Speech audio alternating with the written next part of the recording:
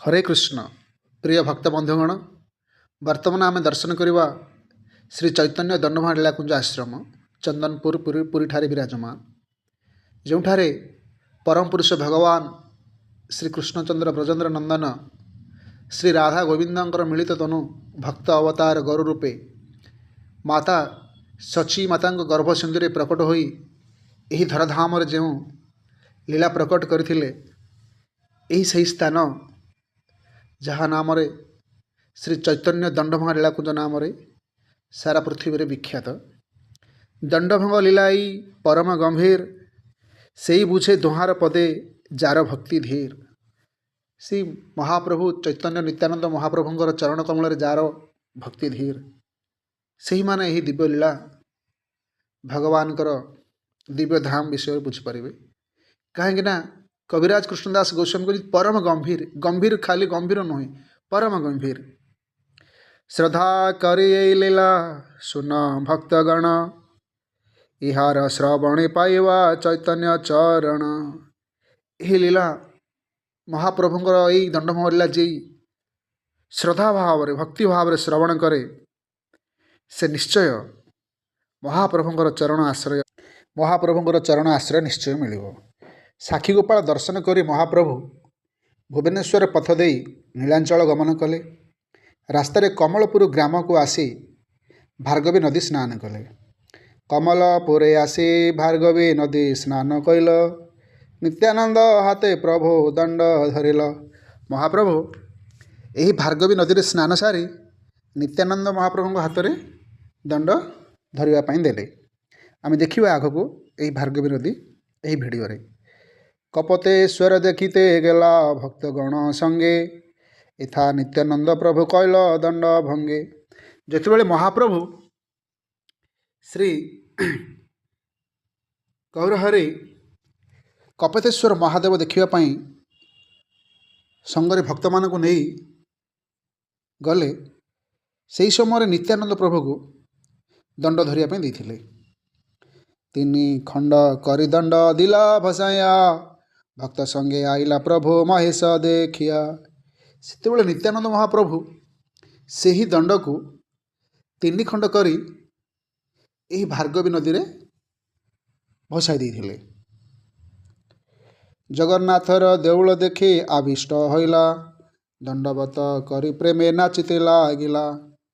महाप्रभु जगन्नाथ देउल देखी प्रेम आविष्ट हो दंडवत कर प्रेम नाचवा लगिले। भक्तगण आविष्ट होया सबे नाचे गाय प्रेमावेशे प्रभु संगे राजमार्गे जाय। से यही रास्तार राजमार्ग रास्ता थिला।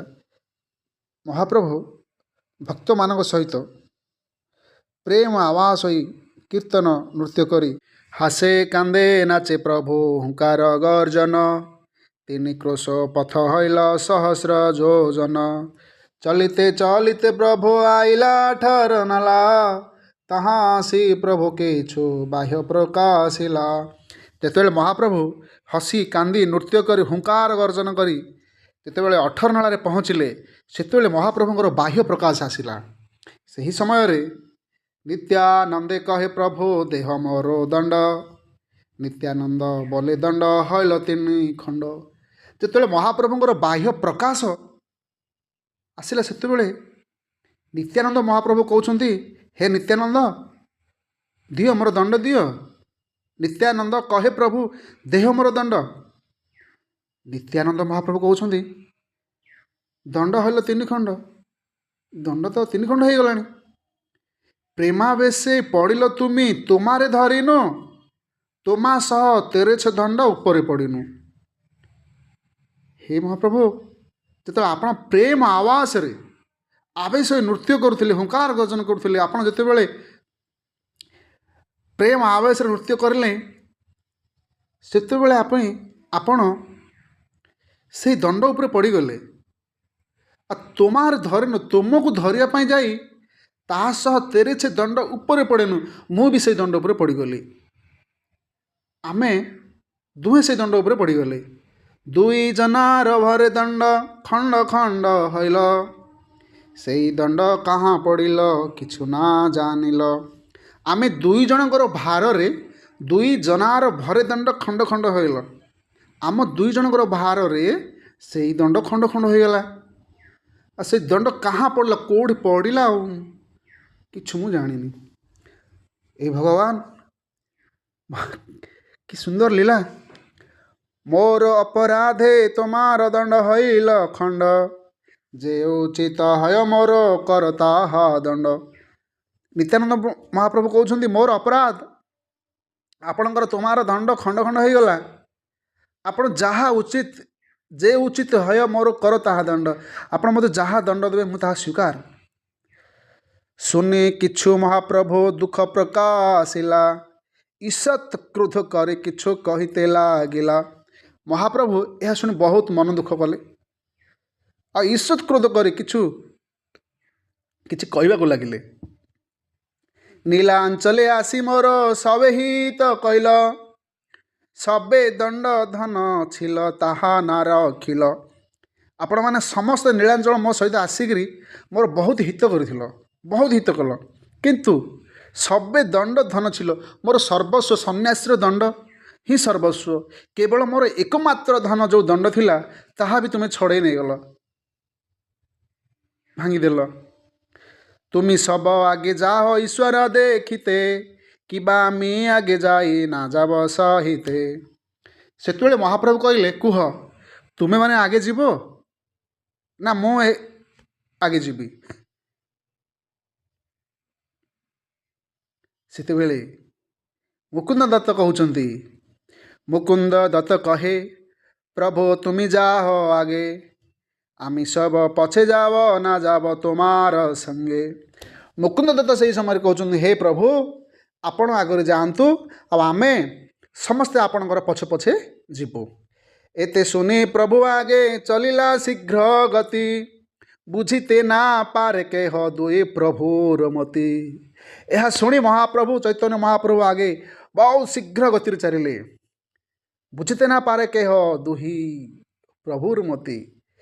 महाप्रभु चैतन्य महाप्रभु नित्यानंद महाप्रभुंकर कि लीला कहीं बुझी पार नाहंती। इहो केने दंड भांगे तेह केने भांगाय भांगाया क्रोधे तेह इहाँ के दोषाय। किए भांगिला काहे कि भांगिला भांगाया क्रोधे तेह इहाँ के दोषाय। कि सुंदर लीला किए बुझिबो ए दंड भंग लीला। दंड भंग लीलाई परम गंभीर से ही बुझे दोहार पदे जार भक्ति धीर। ए लीला खाली गंभीर नुहे परम गंभीर परम गंभीर। प्रिय भक्तगण आम माने समस्ते बहुत धन्य यही कलिजुगरे जन्म होई महाप्रभु श्री गुरुकृष्ण के कृपारु आमको यही धामर दर्शन मिलछि। श्री चैतन्य प्रभु वंदे बालोपि जदनुग्रहात् तरेर्नाना मतग्राह व्याप्तम सिद्धांत सागरम। जहाँकर कृपा बल अज्ञ व्यक्ति मध्य विभिन्न मतवाद रूपक कुंभीरादि परिपूर्ण सिद्धांत समुद्र अनायास उत्तीर्ण होइजिब सही श्री चैतन्य महाप्रभु को मु वंदना करुछि। महाप्रभु समस्त तांकर भक्त मानंकु कृपा आशीर्वाद बारी सिंचन करी एही दंडभंग लीला दर्शन कराई भगवानकर चरण आश्रय रे बास दियंतु। प्रिय भक्तगण यही परम दिव्य स्थान श्री चैतन्य दंडभंग लीलाकुंज आश्रम आपण माने समस्ते आसी दर्शन करंतु।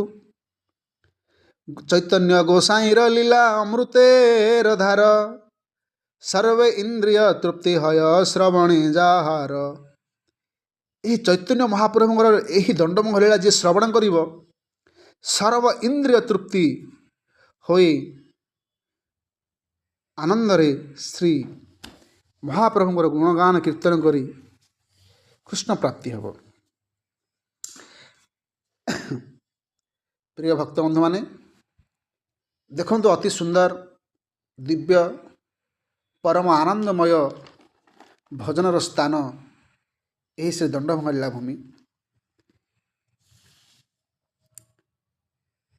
गछ लता वृक्ष मानक परिपूर्ण सबुज सुंदर मलय पवन प्रभावित हुए।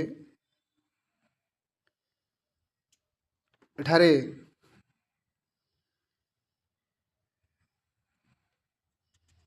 श्री श्री कुंज बिहारी लाल विराजमान कर आपण मैंने दर्शन करंतु। जय श्री कुंज बिहारी लाल की जय। जय श्री कुंज बिहारी लाल की जय। देखो यही हूँ भार्गवी नदी। गोमाता आसुँच गोमाता गोशाला भी एठी अच्छी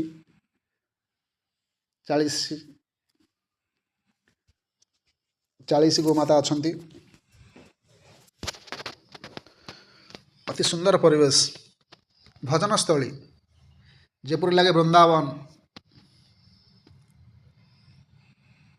देखंतु गोमाता मान को दर्शन करंतु। जय गोमाता की जय। ये वर्तमान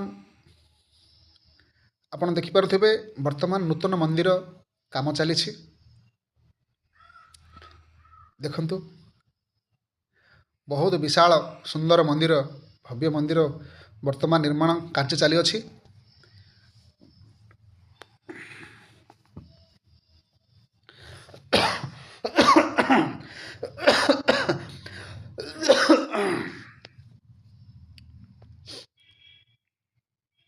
हरि बोल। हरे कृष्ण कृष्ण कृष्ण हरे हरे हरे राम राम राम हरे हरे। चैतन्य चरितै अमृतेर सिंधो जगत आनंदे भाषाय जार एक बिंदु। श्री चैतन्य महाप्रभु लीला अमृतर सिंधु सागर जगत आनंदे भाषाय। महाप्रभुंर यही लीला श्रवण करी भक्त मैंने आनंदरे रुहंती। देखंतु यही हूँ से दंडभंगा भार्गवी नदी जोठारे स्वयं पतित पावन श्री गौरहरि स्नान करथिले। आपण मानक अनुरोध आपण मैंने भी आसतु यही दिव्य दंडभंगा धाम रे यही भार्गवी नदी स्नान करी निजक कृतार्थ करी महाप्रभुंर भक्ति कृपा लाभ करंतु।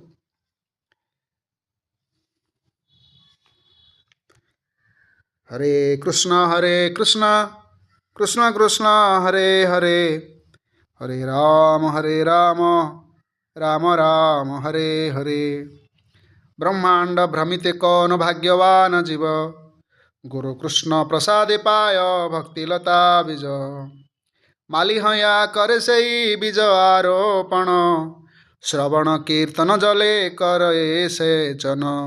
उपजिया बाड़ेलता ब्रह्मांडे भेदी जाय विरजा ब्रह्मलोक भेदे परम ब्रह्म पाय। कृष्ण चरण कल्पवृक्षे करे आरोहण तबे जाय तद्रुबारे गोलोक वृंदावन। तहाँ विस्तारित हया फल प्रेम फल यहाँ माले सेचे श्रवण कीर्तनादि जल।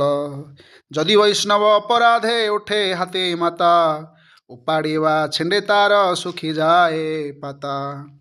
ताते माले जत्न करे आवरण अपराध हस्तिर जैछे नाहय उद्गम। किंतु जदि लतार संगे उठे उपशाखा भक्ति मुक्ति बांछा जत असंख्य तार लेखा। निषिद्धाचार कूटनाटी जीव हिंसन लाभ पूजा प्रतिष्ठादि जत उपशाखा गण। से कजल पाया उपशाखा बाड़ी जाय स्तब्ध हया मूल शाखा बाड़ीते ना पाय। प्रथमे उपशाखार कर ए छेदन तबे मूल शाखा बाड़ी जाय वृंदावन। प्रेम फल पाकी पड़े मालिया स्वादय लता अवलंबी माली कल्पवृक्षे पाय। ତାହା ସେଇ କଳ୍ପବୃକ୍ଷର କର ଏ ସେବନ, ସୁଖେ ପ୍ରେମ ଫଲ ରସ କରେ ଆସ୍ୱାଦନ। ଏଇ ତ ପରମ ଫଲ ପରମ ପୁରୁଷାର୍ଥ, ଯାର ଆଗେ ତୃଣତୁଲ୍ୟ ଚାରି ପୁରୁଷାର୍ଥ। ଶୁଦ୍ଧ ଭକ୍ତି ହଇତେ ହୟ ପ୍ରେମା ଉତ୍ପନ୍ନ, ଅତଏବ ଶୁଦ୍ଧ ଭକ୍ତିର କହ ଏ ଲକ୍ଷଣ। ପ୍ରିୟ ଭକ୍ତବନ୍ଧୁମାନେ, ଦେଖନ୍ତୁ ଏଇ ହେଉଛି ସେଇ ଦଣ୍ଡଭଙ୍ଗା ନଦୀ, ଯେଉଁଠାରେ କେତେ ସୁନ୍ଦର ମନୋରମ, ଆହା କି ସୁନ୍ଦର ନୀଳ ଯମୁନା ପରି ଜଳ, ଅତି ସୁନ୍ଦର ସ୍ୱଚ୍ଛ ନିର୍ମଳ ପବିତ୍ର ଦିବ୍ୟ ସ୍ଥାନ। ଦେଖନ୍ତୁ କେତେ ସୁନ୍ଦର ନଦୀ ପ୍ରଭାବିତ ହେଉଛି, ଯେଉଁଠାରେ ସାକ୍ଷାତ ପରମବ୍ରହ୍ମ ଗୌରହରି ଲୀଳା ଏଠାରେ କରିଥିଲେ। ବହୁତ ସୁନ୍ଦର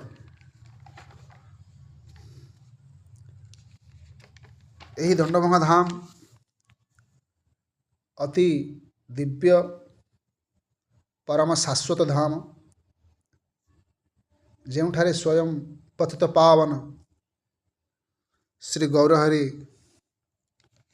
ଦଣ୍ଡଭଙ୍ଗା ଲୀଳା ପ୍ରକଟ କରିଥିଲେ। ଆପଣମାନେ ସମସ୍ତେ ଆସନ୍ତୁ, ଏହି ଦିବ୍ୟ ଧାମକୁ ଦର୍ଶନ କରି ଗୌରହରି ନିତ୍ୟାନନ୍ଦ ମହାପ୍ରଭୁଙ୍କର କୃପା ଆଶୀର୍ବାଦ ଲାଭ କରି ଜୀବନରେ ଭକ୍ତି ମାର୍ଗରେ ଅଗ୍ରସର ହୁଅନ୍ତୁ।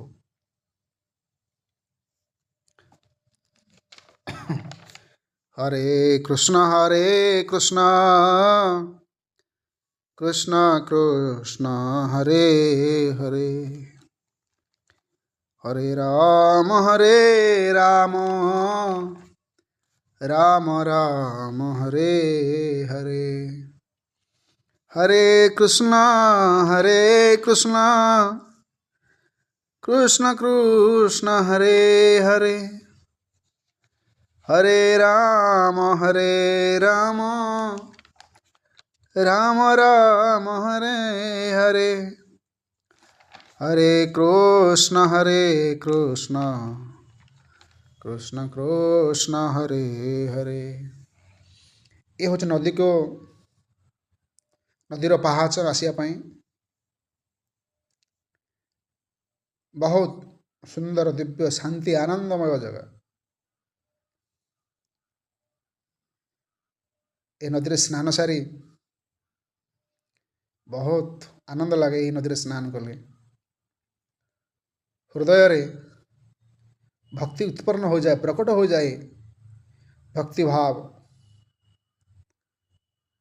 ସୁନ୍ଦର ସ୍ୱଚ୍ଛ ନିର୍ମଳ ଜଳ, ଆହା।